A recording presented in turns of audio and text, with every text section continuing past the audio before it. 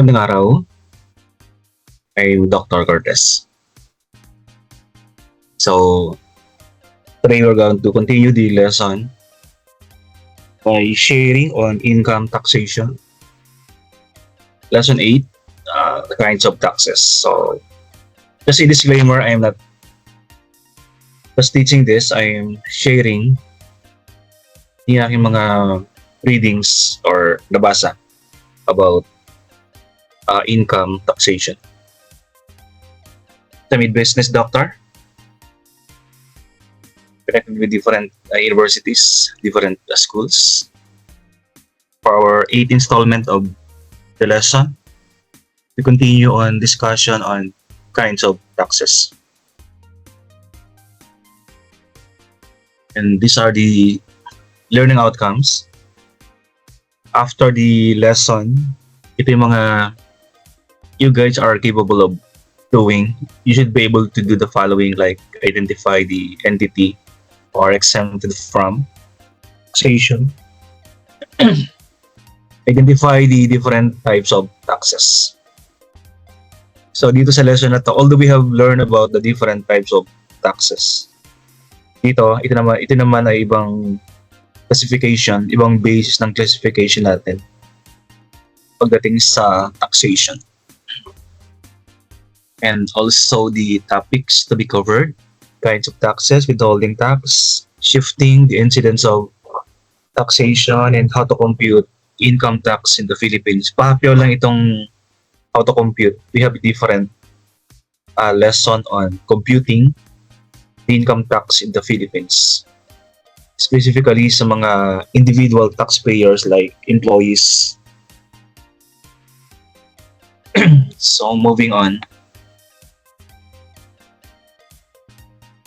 Alright, so in the country, there are those entity that are exempted from taxation. Hindi lahat ng establishment ay nagbabayad or should be paying tax. Because in our constitution, it expressly grants tax exemption on certain entities or institutions. So we're going to present yung mga institutions or entities that are exempted from taxation. And before I continue, pwede mo mag-request to click on those subscription buttons. Yan. For supporting, and thank you in advance for supporting my YouTube channel, and you can also share ng aking channel. Thank you. So some entities that are exempted from taxation, sa ating slide dito na.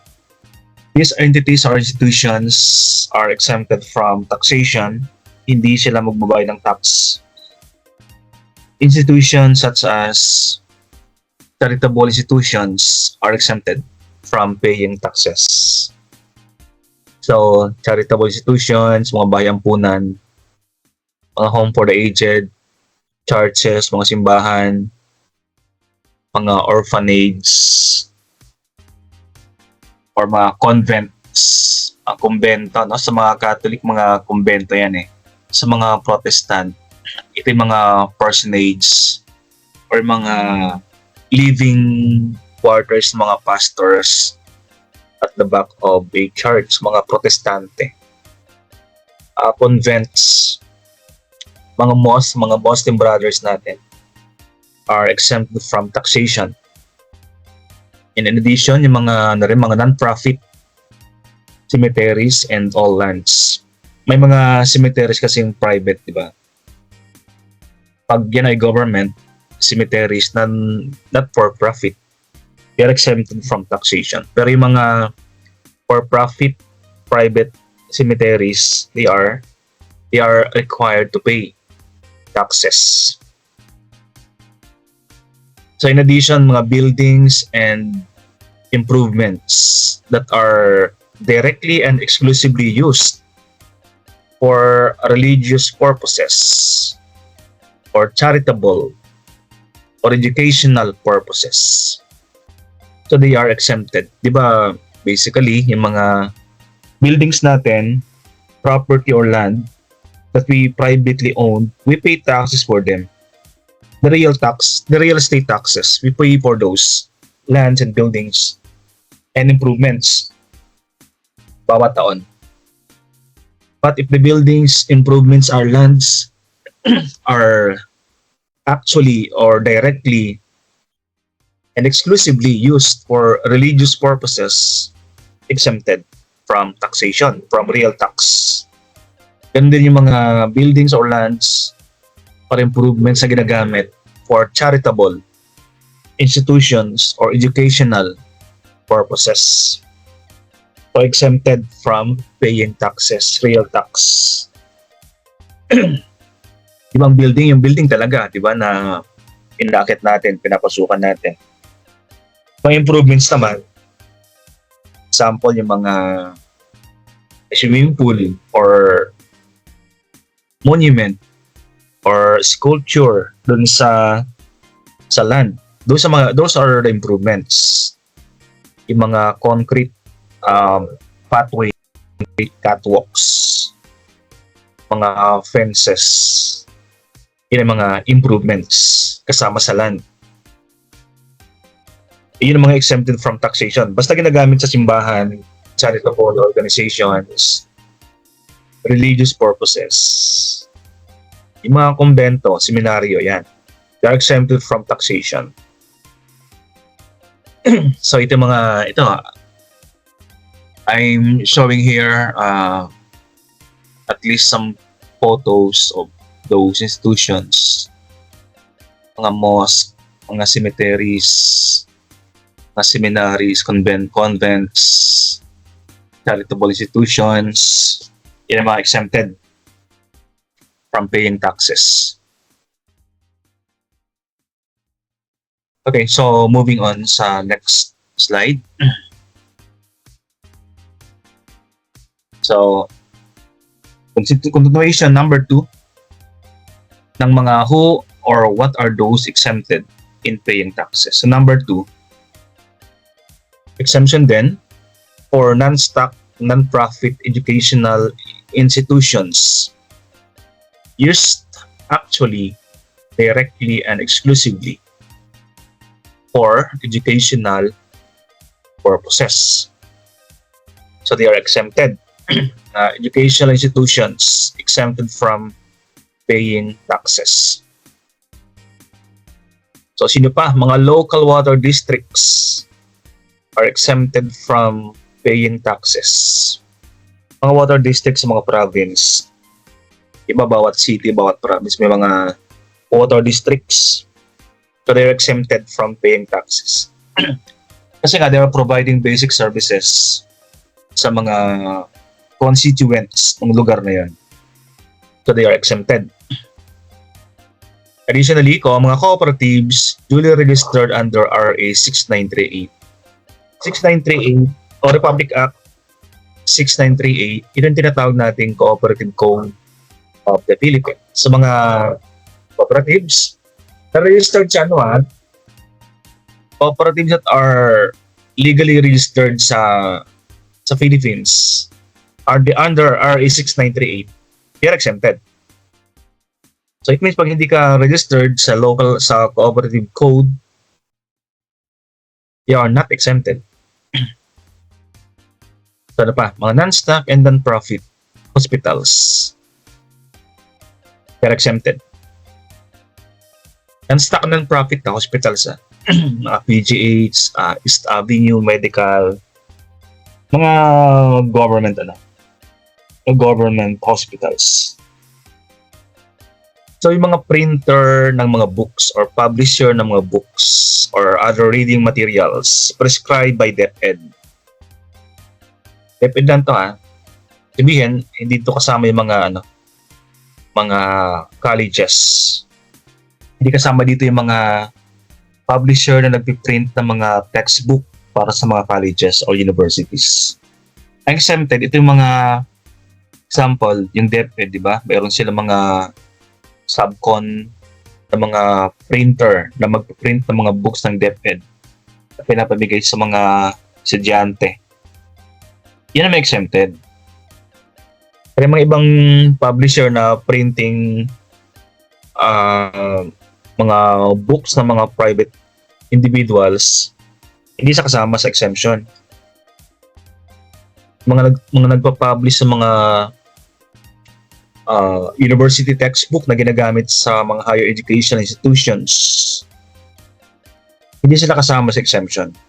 Kasi very clear na, yun lang mga publisher na kinontrata or prescribed by Department of Education na mag-print ng mga textbook sa mga elementary and high school students.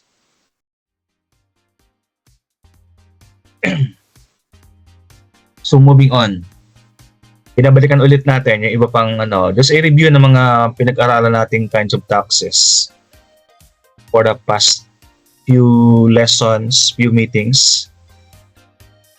Maybe some of you here have been viewing or watching my YouTube recording. So we have discussed some of this in the past lessons. Balikan natin kinds of taxes, income tax. So tax on all yearly profits arising from, let's say, from property. Example, real tax. Possessions, trades or office or mga business natin. Those are income taxes. Possession, nagbenta ka ng di ba? Nagbenta ka ng property and you have gained on the sale of the property. So income tax yun. And also taxes ng mga persons with income or with salary.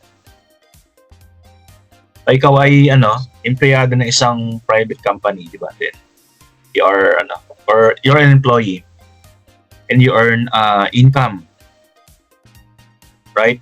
So whether you are in the government or private companies, ikaw ay required to pay your taxes based on your salary. So taon-taon yan, no? You're paying that. Depende sa iyong sweldo. Okay, so yan ang salary or we call those emoluments. Pag sinabing emoluments, ito yung mga salary or fee bayad sa iyo or profit for employment or office. Some person's income kasi, meron kang business, individual or sole proprietorship, meron kang tindahan, yun ang person's income. Okay, tinatax ka. Pag sole proprietorship, tinatax ka yung income ng iyong sari-sari store, yun din yung income mo. That is person's income. Ang emoluments, maraming klase kasi ng mga binabayad sa'yo or fee sa'yo na binabayad sa'yo out of employment or office. Salary is an example of emoluments. Honorarium is an example of emoluments. Ano pa? Commissions is an example. Yan. Ano pa? Mga bayad sa consultant's fee. Yan. And also profits. Yung mga income tax ng isang individual. Ang donor's tax naman, tax imposed on donations, inter vivos, or those made between living persons to take effect during the lifetime of the donor. Diba? Last time we learned about donor's tax na babayaran mo pag ikaw ay nag-transfer ng property sa isang tao. So magbabayad ka ng magbabayad ka ng tax. Kung sino nag-donate, siya magbabayad ng tax ng donor's tax. Example, 5%. Yan. So bakit may bayad? Kasi ita-transfer yung property mo, di ba? So parang naiwasan mong bayad ng real. Example, pag meron kang lupa kasi, pag sarili mo yung lupa, you're paying real tax every year. Diba? Ngayon, pag gusto mo iwasan ng real tax, real property tax na ita-transfer mo. Kaya meron kang tax, donor's tax. Pag nag-transfer ka ng property. Sabi ng BIR, ba? Gusto mong umiwas ng real property tax, o sige, magbabayad ka ng donor's tax muna bago mo i-transfer yan. Ang estate tax, tax on the right of the deceased person, transmit property at death. O siyempre, magbayad ng estate tax, yung yung tumanggap ng pamana. or ng property na tinransfer sa kanya. Kasi at death yan, siyempre, hindi na pwede magbayad yung wala na, di ba? So, that is estate tax. So, pinagkaiba ang donor's tax, tax sa pag-transfer ng property habang buhay pa yung donor.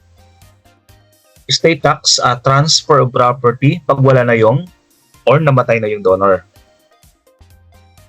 or nag-donate ng property.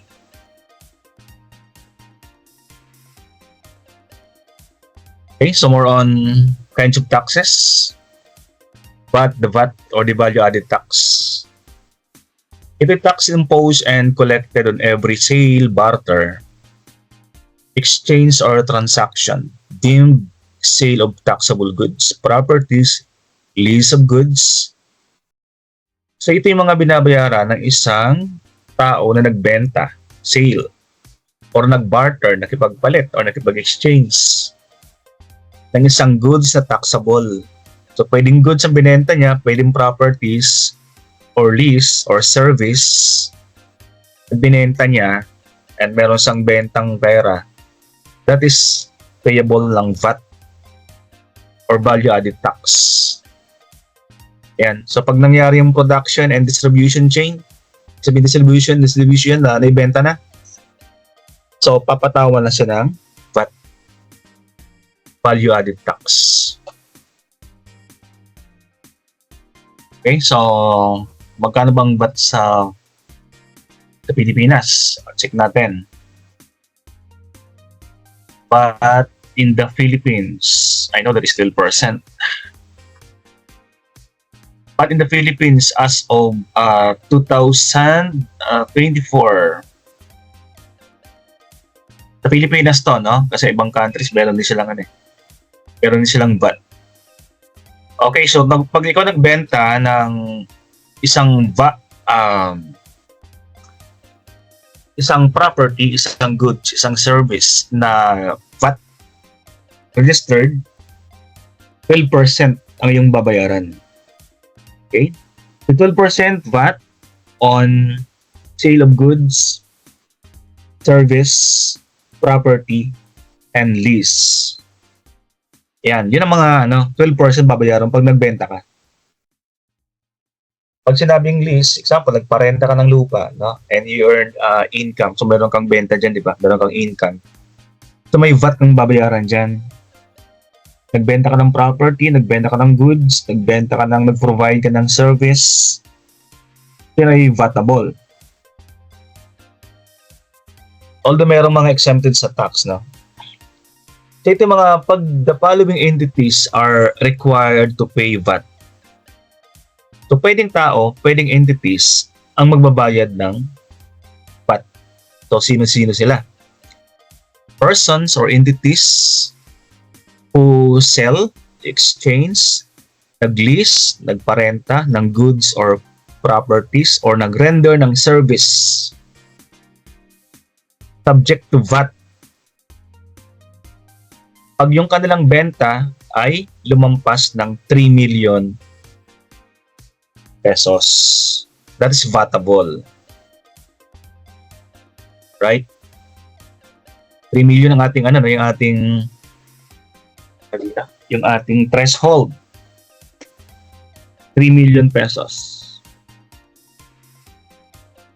So magbayad ka ng tax dyan. Aggregate amount, no? Isang taon yan, isang taon. Example, sa isang taon, nakapagbenta ka ng total, no? Aggregate.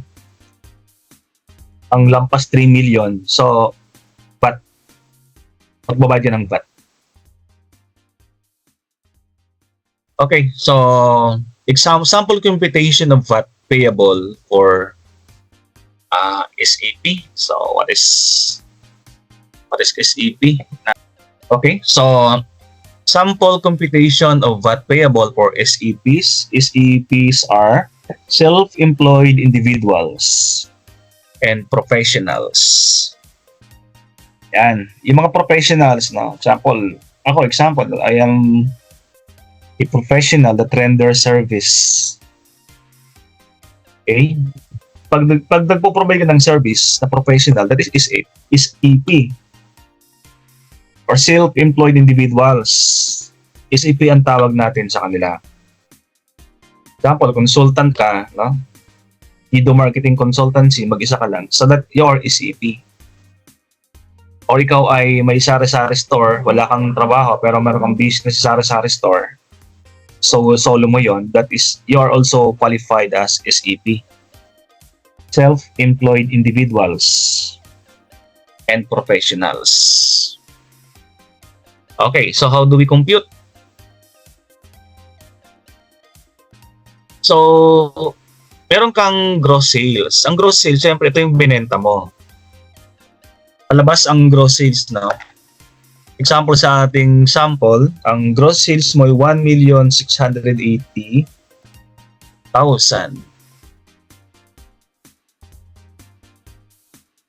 Okay? So, compute natin yung kanyang VAT. Pag ang output, pag ikaw nagbenta, output tax ang tawag natin. Output. Ikaw nagbenta niyan. Output mo yan. Kaya output tax yung ang tawag natin dyan. Okay, so i-compute natin yung value added tax or VAT. Okay, so dito tayo sa box na to. First mo i-compute yung iyong output tax. Kasi sa ating formula dito, yung VAT payable mo or babayaran mo na VAT sa BIR is equal to output tax minus the input VAT. Output VAT minus the input VAT is equal to your VAT payable. Itong VAT payable mo, ito yung babayaran mo sa BIR. Okay, so how do we compute yung ating output VAT? Ang output VAT ay magagaling sa iyong benta or sa iyong gross sales. Right? So, compute natin. Assuming ang benta mo or ang iyong gross sales is 1,680,000. 1,680,000. Okay, so compute natin, formula dito na output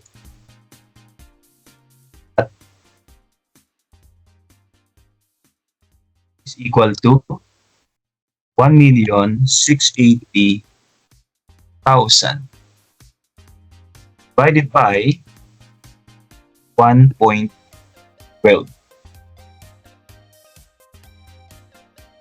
1.12 kasi 12% ang VAT.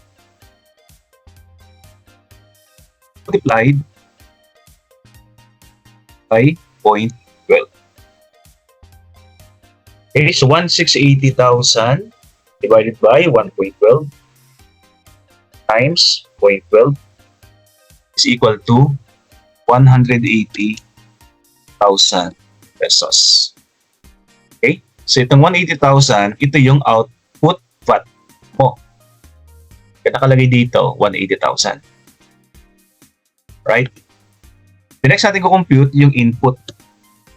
Okay. So, tuloy natin guys. Na-compute natin yung output VAT. So, ngayon naman, i-compute naman natin yung input. Ang input VAT ay manggagaling sa mga purchases ng isang company. Di ba, nagbebenta ka, the same time, bumibili ka rin. Pag nagbenta ka, yun ang output VAT. Now, pag ikaw ang bumili, yun ang input VAT na tinatawag natin. Okay, so compute natin yung ating input VAT. Sa sample natin,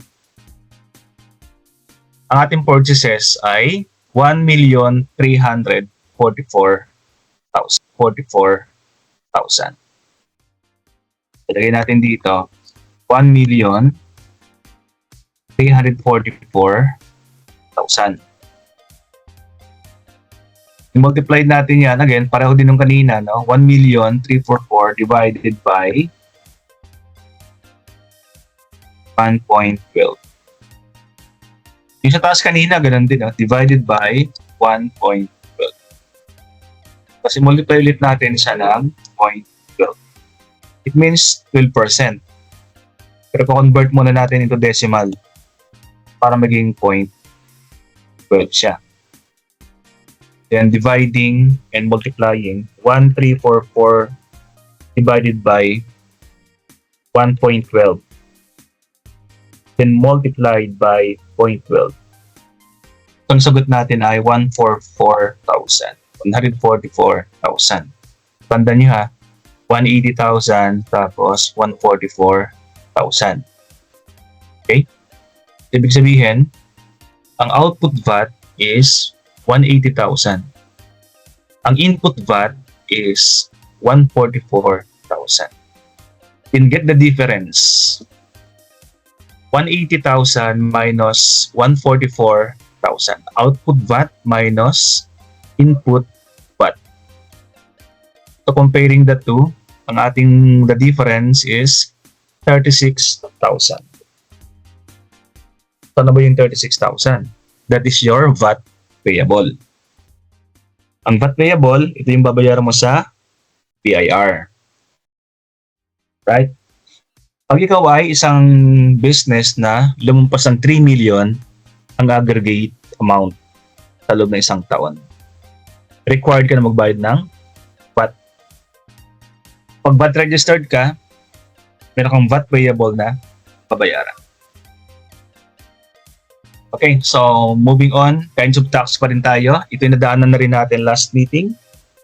Capital gains tax. Tax imposed on the gains presumed to have been realized by the seller pag siya'y nagbenta, nakipagpalit, or nag-dispose ng real property. Real property, building, lupa. Real property na located in the Philippines.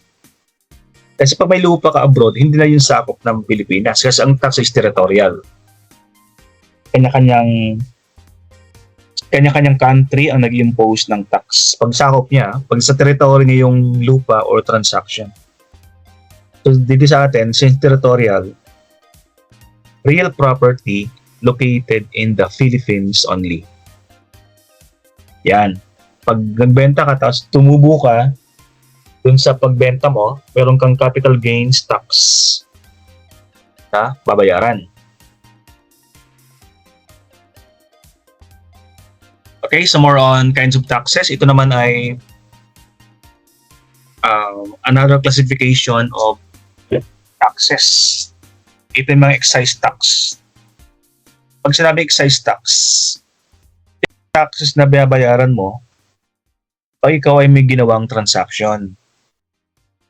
Kasi ang income, di ba? Ang income, yan ay personal income, personal tax. It comes from your salary. Ang real property, tax yan pag ikaw ay nagbenta ng property.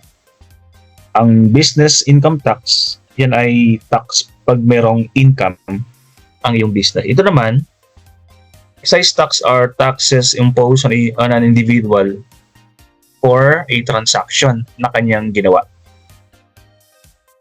So, tax applicable to specified goods manufactured in the Philippines for domestic sale or consumption. So, may dalawang klase ng excise tax tayo. Specific tax and ad valorem tax. So, define natin specific tax. Ito yung mga taxes imposed on certain goods based sa kanilang weight or volume, capacity, or any other physical unit of measurement.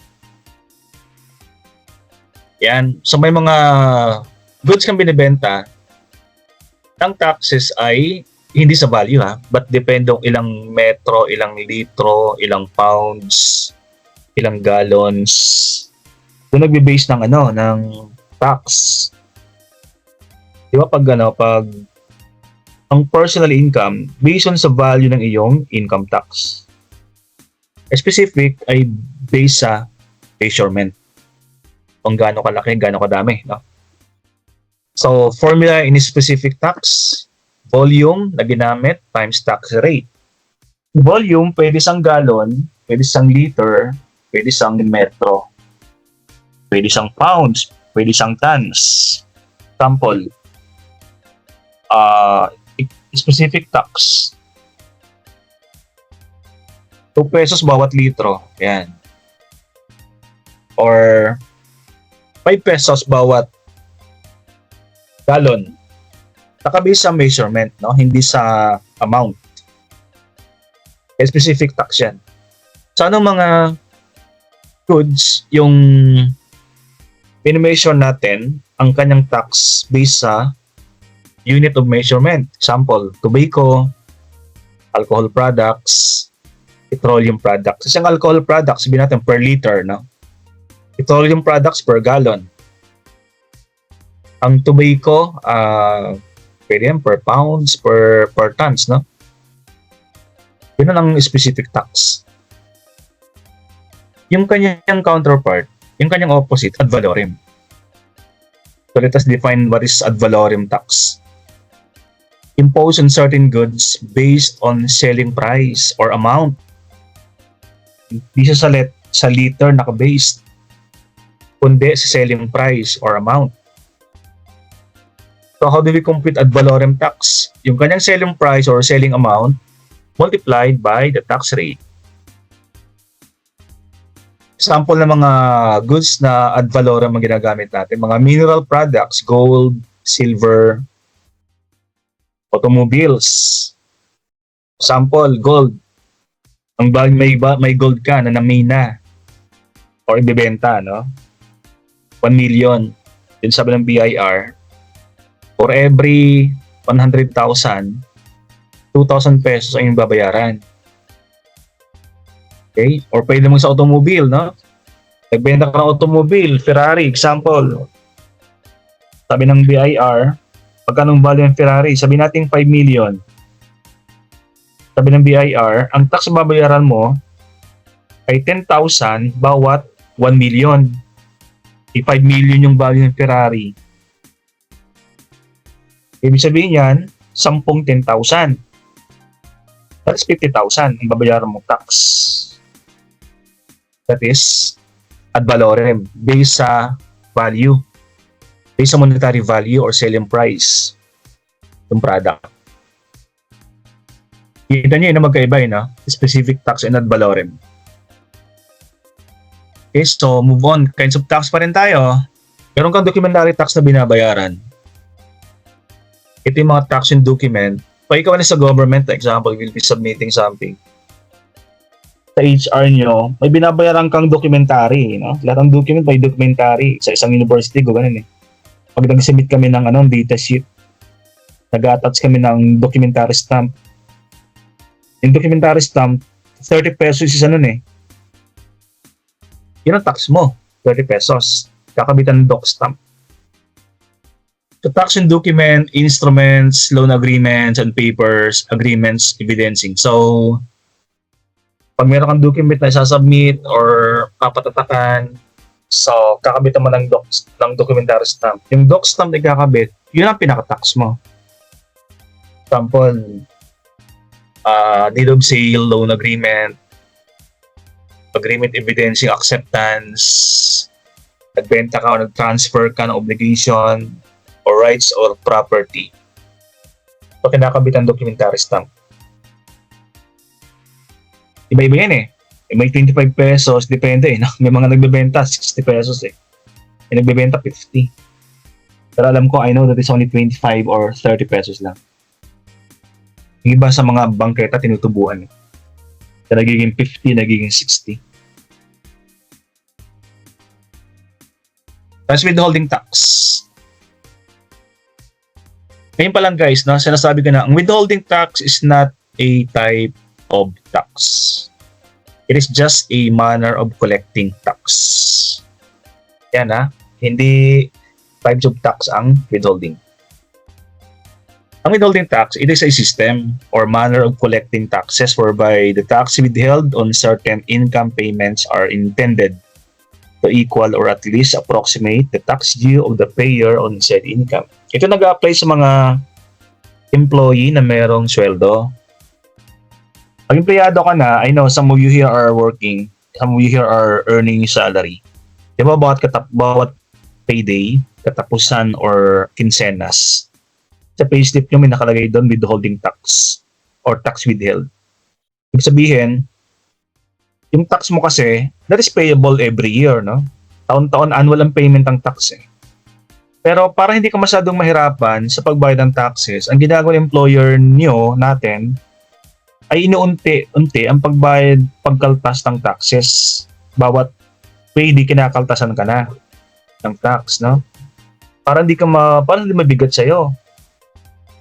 Pagdating ng April ng next year, unti-unti. Kasi pag yan ay hindi unti-unti, ibig sabihin, isang bagsakan yan. Pagdating ng bayaran ng taxes. So, inuunti-unti or withhold yung tax. Kaya tinawag sa withholding. Withhold or binabawasan sa inyo bawat payday. Yung taxes na yan. Sir, sabi ng sir, paano pag sobra ang binawas sa amin? Pag sa inyo, example, sabi ng BIR, tax mo 10,000 lang. Pero ang total na binawas sa loob ng isang taon ay 10,500. Sobrang 500. Yung 500, ibabalik sa inyo dapat yon ng employer nyo. That is what we call tax refund. Minsan naman, yung tax na binawas sa inyo ay kulang. Example, ang tax mo ay 10,000. Ang total na kaltas o na withhold sa iyo ay 8,000 lang. So kulang ka pa ng 2,000. Yan naman tinatawag nating tax payable. Kung sobrang kaltas, tax refund. Kung kulang ang kaltas, tax payable. Kasi dapat eksakto no? Yan withholding tax, no? Sa payslip, nakalagay yan, bawat payday. So, ang final withholding tax, a system of collecting taxes whereby the amount of income tax withheld by the withholding agent or the company is constituted as a full payment of the income tax due from the payer on the said income. The payer is not required to file an income tax return for the particular income. So, taon-taon guys, nag-file ka ng tax, din taon-taon nag-file ka ng ITR, income tax return. Palagay doon ang total na tax mong babayaran. Pag single ka, mas malaki ang tax na binabayaran mo eh. Pag married ka naman or head of the family, mas konti ang babayaran mo mga taxes. Binabayaran yan, example, yung tax mo for year 2024, that is payable hanggang April 15 ng 2025. Pwedeng bayaran ng maaga. Minsan, no? Ang real estate tax mo binayaran ng maaga, may discount eh. Pag ikaw naman nag-late nagbayad sa BIR, meron ka namang penalty or surcharge. Nababayaran. Example, 20%. Pag ang tax mo ay 2,000, na-late ka magbayad. So may penalty kang 20%. 20% ng 2,000 pesos, that is 400 pesos. Yan ang penalty mo.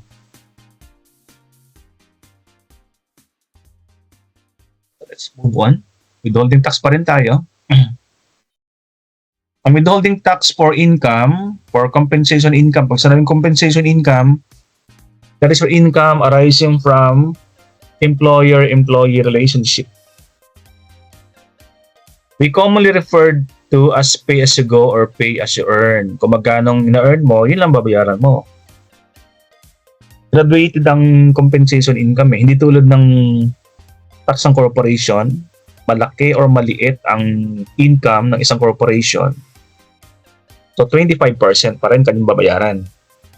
Sa mga employee, pag malit ang income mo, mas malit ang percentage sa babayaran mo. Habang lumalaki income mo, mataas ang percentage sa binabayaran mo. That is pay as you earn na tinatawag natin. Kung magkano capacity mo to earn, yung payment ng tax ay ganoon din.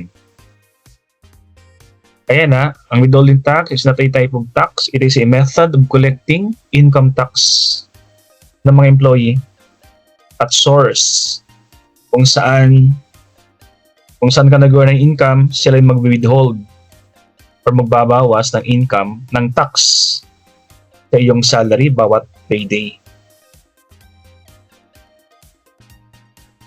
That is withholding. Shifting the incidence of taxation. I know this one is the last slide natin. Shifting taxation is the process of passing the burden of the tax to others. A tax can be shifted when the taxpayer is able to obtain a higher price for something he sells, or when he pays a lower price for a commodity he purchases. Ito ginagawa ng ibang mga business na pinapasa sa mga buyer yung kanilang taxes. Example, ako ay importer. Nag-import ako ng choco from other countries. Ay babayaran ako dyan tariff or customs duty sa mga choco. Example, bayad ako ng tax 10%. Tax rate sa customs. So, para makabawi ako, yung 10%, ipapatong ko dun sa selling price. Nababayaran naman sa akin ng mga buyer. So, parang binawi ko lang ng aking binayaran tax. Binawi ko sa mga buyer ko. Sinishift o na transfer ko sa kanila yung tax na binabayaran ko. Yan. Ibang mga power companies, no, yung mga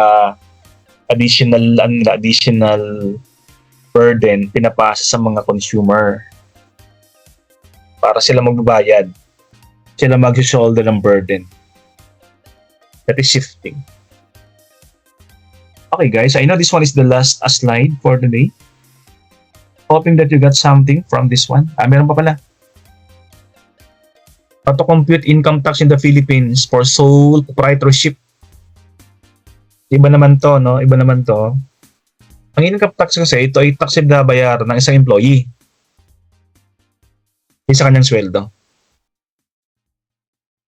O ikaw naman ay isang sole proprietorship. Sabihin, wala kang sweldo, pero nag-earn ka ng income based sa iyong business.